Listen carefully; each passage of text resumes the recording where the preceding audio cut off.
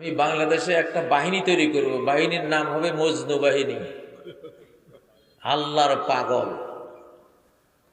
বাংলাদেশ কেউ আক্রমণ করলে লাঠি, ছোটা, দা, বটি, বন্দুক, রাইফেল অথবা এক মুঠি বালু, যার যা আছে এই মজনু বাহিনী এটা নিয়ে ছুটবে ইনশাআল্লাহ।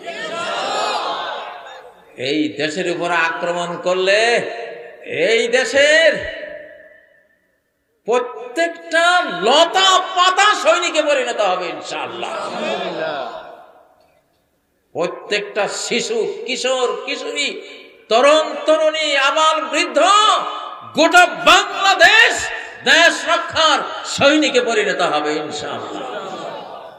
এই জন্য একটা মজনু বাহিনীর দরকার। রাজি আছেন? নাম লেখান তো দেখি মজনু বাহিনীর কারা কারা সদস্য হবেন।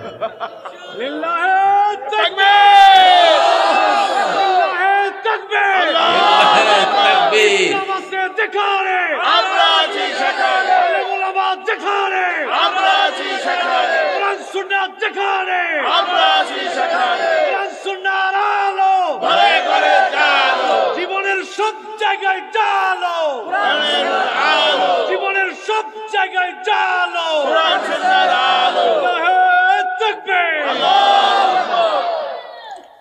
পুলিশ বলেছিল 5ই আগস্ট যে স্যার একটা মারলে 4টে আসে, আর মজনু বাহিনী একটা মারলে 4 লক্ষ আসবে।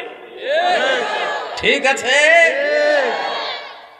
ফ্যাসিবাদের দালালরা, ভারতের দালালরা, দিল্লির দালাল, গত 15 বছর যে ভারতীয় সরকার আমাদেরকে শোষণ করেছে, ওই টাইপের আরেকটা সরকার বানাবার ষড়যন্ত্র চলছে।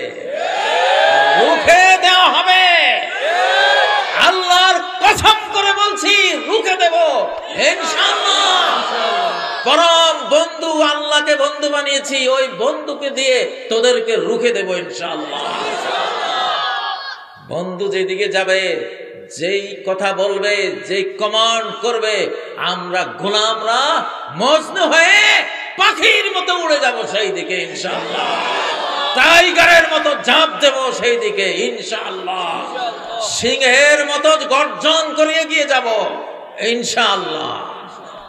বাংলাদেশ কি জিনিস সারা পৃথিবী আরেকবার চিনুক, আরেকবার জানুক এই বাংলাদেশের মানুষের সাহস কতটুকু, বুদ্ধি কতটুকু, ঈমানের বল কতটুকু। ইনশাআল্লাহ বিশ্বকে জানাতে চাই কারা কারা রাজি আছে। আমার মজনু বাহিনীর রেডি ইনশাআল্লাহ। দেখ তোরা ঘাতক দালালরা, আমার মিডিয়া যারা দেখতেছিস ওরা দেখে, কিন্তু কাজী কোথাও গেলে ওরা কান লাগিয়ে শোনে এই লোকটা কি বলে। আমি আমার কথা কই না, আমি শিশুকালে সবখানে বলি, শিশুকালে আমার রব্বুল আলমিনকে বন্ধু বানিয়েছি। আমি যেদিকে ঝাঁপ দেব উনি ওনার রহমতের হাত দিয়ে আমাকে উদ্ধার করবেন ইনশাআল্লাহ।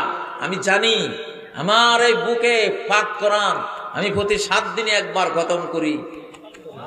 সারাদিনই তো ওনার সাথে কথা বলি, কোরআন পড়ে মানে ওনার সাথে কথা বলি।